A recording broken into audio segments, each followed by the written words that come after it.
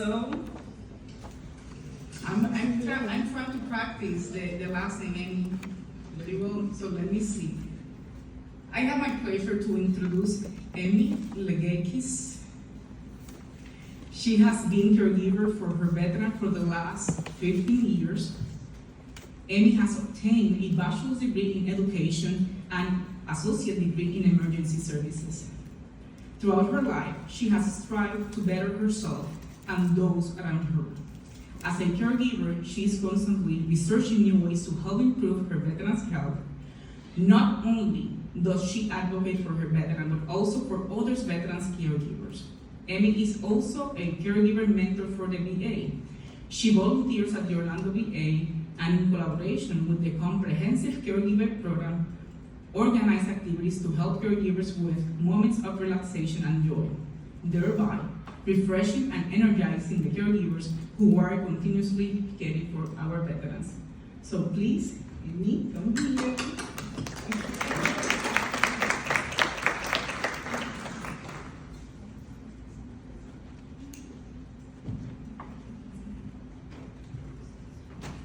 Good morning, everybody. I wanted to thank you for staying a little longer and allowing me to share my story with all of you.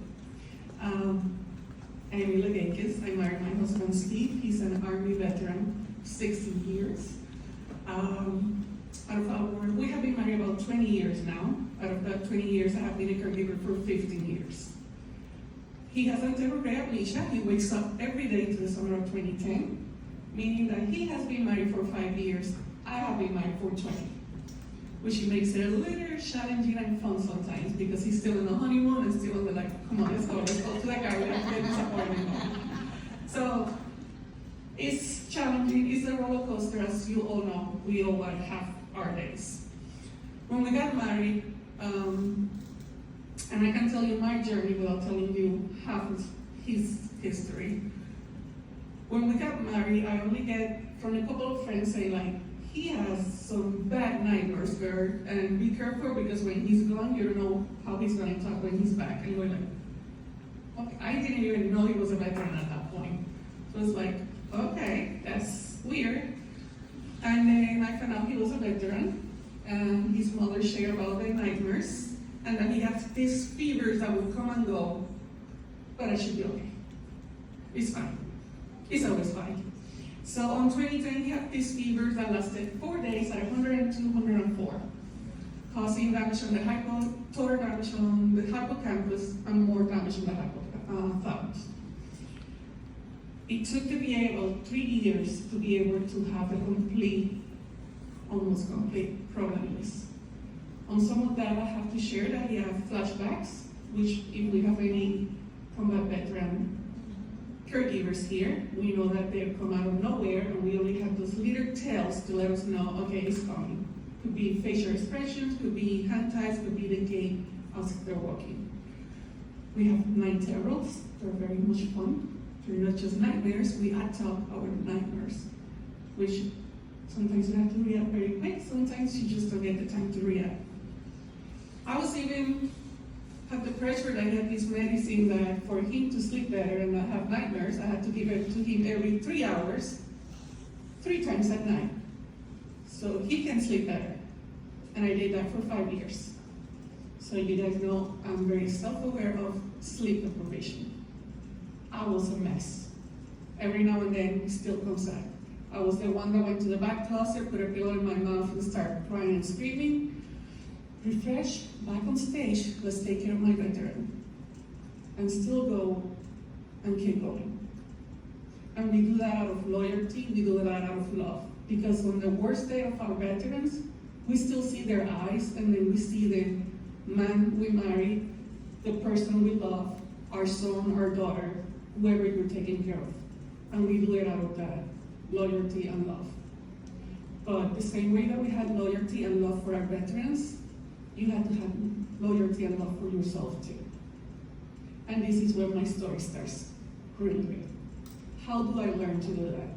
Because we go to the programs, we sit with our coordinators, and they tell us, you have to take care of yourself. You need your day off. The first time I went on respite, I felt like a homeless. I sat on my car and I was like, what am I supposed to do? I have 8 hours to do what? Well, I can go to the groceries and take care of the groceries. But it was meant for me to do something for me, not to go groceries, not to go to doctor's appointment, to do something for me. And it took me a while to take care, because I was in my car ready to get a phone call from the aide to tell me, your husband needs you home. I was just on high alert. So it took me some time. And I would go to the meetings and I would like, well, I don't want to complain because they're going to think I don't love him. I don't want to say that because it's going to sound like I'm a bad wife.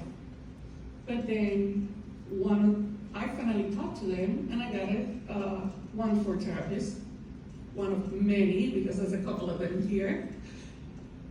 You start listening. But not only listening, they're listening to you because you say that you're doing something wrong, and then you start feeling comfortable with them. We need to talk. We need to be able to bend, to get the frustration out. Not to talk about, oh, my veteran couldn't sleep.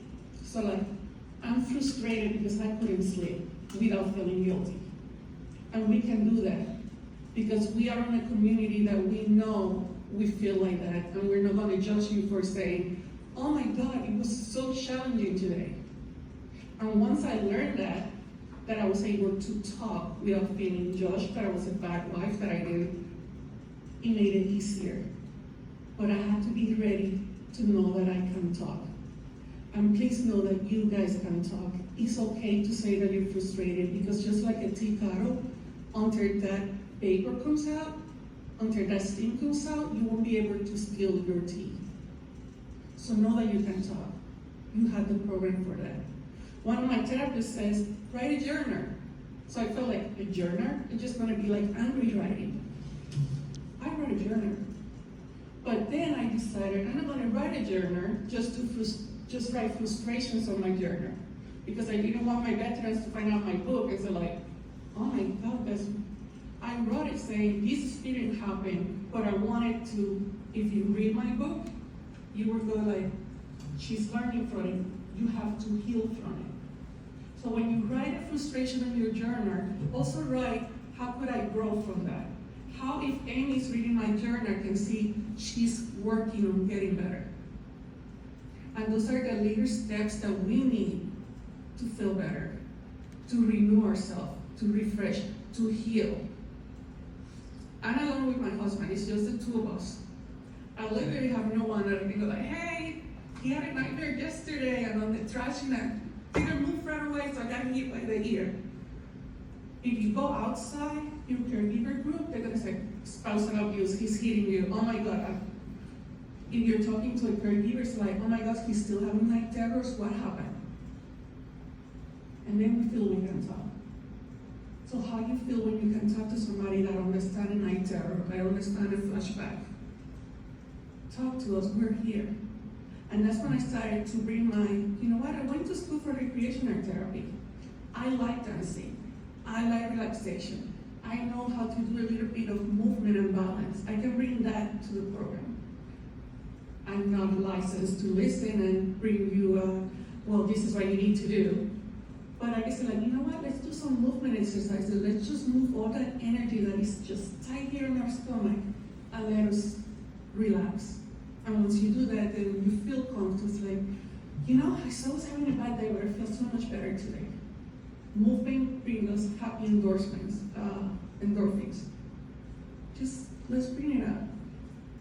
But listen, when they tell you talk, when they tell you take your due day, we know it's not easy. Coach, I know, like I said, I was in my car just waiting for that phone call because I knew he didn't sleep well. There's no way she's gonna have a good day with him today. She's gonna call me just in 5 minutes. Or I went to like, you know what, let's just go to the movie. If she calls me, I just come back to the movies. He has no memory. I can try to watch a movie again and again, and then it will be fine. But give yourself a break, because we need the break. And I know we get tired. People are telling us to say, take your day. It's gonna be fine, just right. But sometimes they keep telling us because we don't listen. We're so bad that I have to take care of him. He didn't eat, she's not gonna know how to cook it, that we forget me. And I think after 15 years, I can say I learned that I need my me time. And I love my me time. And we have to create boundaries that are healthy, not just for our veteran, but for ourselves. And when you learn that it's okay to say no, and trust me, you will feel guilty the first couple of times because it's not easy. Still, when I say no to him, it's like, but I had to learn that I had to take care of me.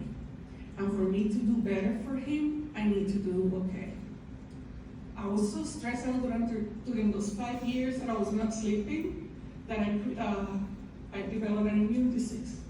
And my liver is still not too happy with me. So I had to say, no, I have to put these boundaries. They're going to be okay. They're not bleeding, they're fine. If you're not doing anything that is going to hurt them, because we know we're not going to hurt them, then just take care of you, because if you say yes for them to be okay, then now you're not doing okay. Start with 1 hour by yourself. Start like drawing. I learned this drawing that you just write one line and another line and then put them together and start rounding the corners. Because their brains are not 90 degrees. Their brains are nice little curves on there. And then you start curving and you start reading and finding your time. And that's one way to do it. To find your me time. And you can do better. Now I can actually leave him for like 4 hours by himself. Home alone. I do have cameras. I do have my rings. I do check on him.